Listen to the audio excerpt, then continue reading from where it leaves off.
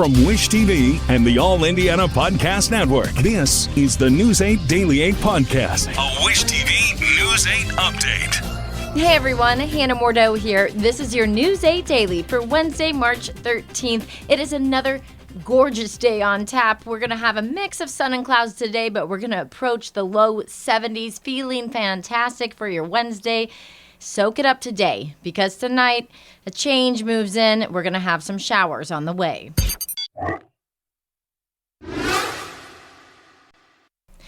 We're following breaking news. Amazon says it's teaming up with Indianapolis-based Eli Lilly and Company for direct delivery of prescription drugs to consumers. Starting today, Amazon Pharmacy can start delivering certain drugs from Lilly directly to homes. That includes Lilly's popular weight loss treatment, Zepbound. The delivery program would work alongside Lilly's new direct sales website called Lilly Direct. The site connects people with Lilly's telehealth partners to prescribe certain drugs if they are eligible. Turning now to IT Mate and the new allegations in the Delphi murders case. Attorneys for suspect Richard Allen are accusing the prosecution of hiding key evidence that could help prove Allen did not kill Abby Williams and Libby German. The defense entered 7 filings in court yesterday. The motion to compel asked the court to look at evidence such as geomapping of cell phones in the area at the time of the murders. The defense says it would show none of the phones near the crime scene are linked to Allen. An attorney and host of the Murder Sheet podcast says the requests are unusual. What's interesting is there are some points in there where they admit that some of the evidence they're asking for may not even exist. They're just guessing that it's likely to exist in their opinion. The new paperwork filed in court comes less than a week after the defense requested a speedy trial, and the judge agreed, moving it up to May 13th. However, these latest court filings could delay that start date. The defense attorneys also asked the court to move the trial back to Carroll County, where the crimes took place. Allen's criminal case is separate from the contempt trial for his lawyers. That hearing is set for Monday and will deal with the accusations against Allen's attorneys, the prosecutors, and the judge. New court filings will add more witnesses at the contempt hearing. Allen's attorneys are also asking the prosecutor to recuse himself because he is a witness in the hearing, and they want the judge to recuse herself, claiming she is not neutral. New this morning, the father of a 4-year-old from Beech Grove has agreed to a plea deal over the chilling sight of his son carrying a handgun.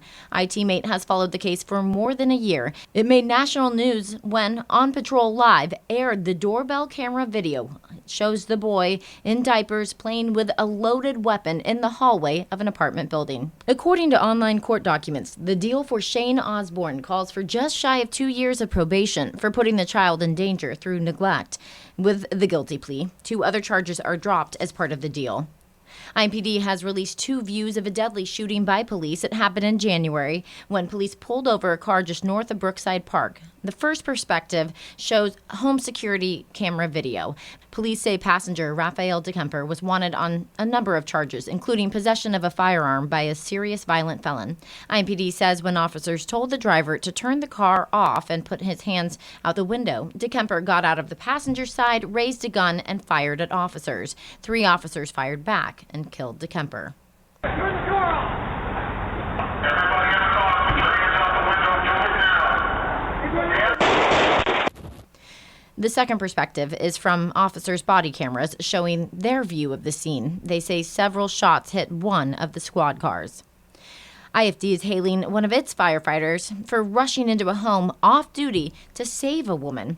Mark Barranco has been with IFD for 15 years. The department says he was on his way home in Greenwood yesterday morning when he came across a house fire. IFD says the homeowner told Barranco that his wife was inside, so Barranco went inside, then upstairs, crawled across the floor through thick smoke to find her unconscious and brought her out. Other crews then took over her care. IFD's chief calls the actions heroic. Wish TV is Indiana's education station. The leader of Indiana's largest teachers union is eager to see the governor sign a new bill into law. The goal is to get students who are chronically absent to go to class. The Indiana Department of Education says more than 19% of students around the state missed at least 10% of school days. The bill covers students from kindergarten through 6th grade. It would require schools to notify parents in writing if their child misses at least 5 days of class in 2 weeks. Parents would then have to meet with school officials. The head of the teachers union says it's a change in policy that needs to happen. If we want to be really diligent in making a difference, we have to get to the root causes and then begin to help that young person move through whatever problems or obstacles they're having that is causing them to miss school. Governor Holcomb has 1 week to sign or veto the bill or allow it to become law without his signature. In Your Vote 2024, President Biden and former President Donald Trump have clinched enough delegates for their party's nominations. Both candidates passed the numbers needed through yesterday's votes in Washington, Mississippi, and Georgia. Biden and Trump are set to get the official nominations at the party conventions. Happening today in Washington, the House is set to vote on a bill that could ban TikTok in the United States. If the bill becomes law, TikTok would have 5 months to break away from its Chinese parent company, ByteDance.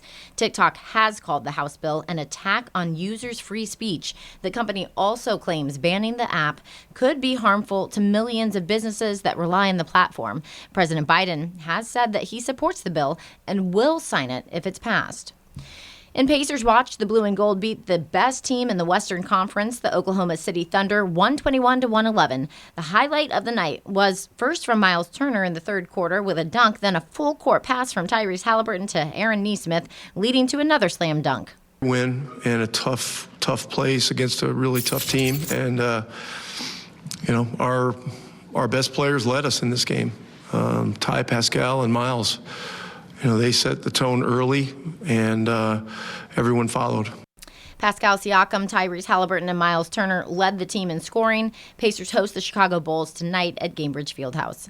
There are only 26 days until the total solar eclipse darkens the sky over central Indiana. The Children's Museum is one of several big venues hosting a viewing event. News 8's Hernan Gutierrez went there and shows us what's in store. Good morning, guys. They're calling their celebration Eclipse Extravaganza. They're going to be teaching kids all about the science and history about the total solar eclipse that'll be on April 8th, as you guys mentioned. We are in the Schaefer Planetarium in the Children's Museum right now. Here to tell us more about what they got planned here is Don, once again, with the Children's Museum. Thanks for joining us once again. Of course, thanks for having me once again. So we are here in the Schaefer Planetarium and Space Object Theater, and you're looking behind me at our newest space object. This is an actual mission control console from the Apollo era used by NASA flight controllers back in the 60s and 70s. You can see it's all arrayed here with all the type of stuff they might have had. They had to man these things 24 hours a day. And as part of a simulation kind of program on Eclipse Day, we're going to have our Mission Control Challenge here in the Space Object Theater, where families will get to take on different aspects of mission control and simulate what that might have been like. We're also having a new planetarium show that will be available on Eclipse Day called Capcom Go. And in the theme of the Apollo era of space exploration, Capcom Go is all about the history of the space race and our early attempts to get people into space and eventually land Neil Armstrong and the other Apollo astronauts on the moon. We're getting kind of a first look at this because this just is opening up in a few days. We aren't sure exactly what date yet, but we know that this stuff is going to be ready for the eclipse. How cool is it to have all of this programming around it? I'm so incredibly excited about it. I mean, personally, I'm most excited to learn from NASA experts, honestly. But I think it's such a great opportunity for kids and families to not only see the eclipse, but spend the day and even the weekend beforehand learning about space and about eclipses. Well, Don, thanks for being on once again. We really appreciate it. All of the programming starts here at 10 once the museum opens on Eclipse Day, April 8th. All of the outside program, that'll start at about 1 in the afternoon. Reporting in Indianapolis, I'm Hernan Gutierrez for WishTV, WishTV.com, or follow us on Facebook for updates. This has been your News 8 Daily from Wish TV. I'm Hannah Mordeau. Watch us on WishTV.com and follow us on Facebook for updates. This is the News 8 Daily 8 podcast, a Wish TV News 8 update on demand. For even more, on demand and on the go. Connect with Wish TV on Facebook at wishtv.com and on the free Wish TV mobile app. Thank you for listening. And be sure to like, subscribe, and follow this podcast for updates every weekday morning on the All Indiana Podcast Network and wherever you get your podcast.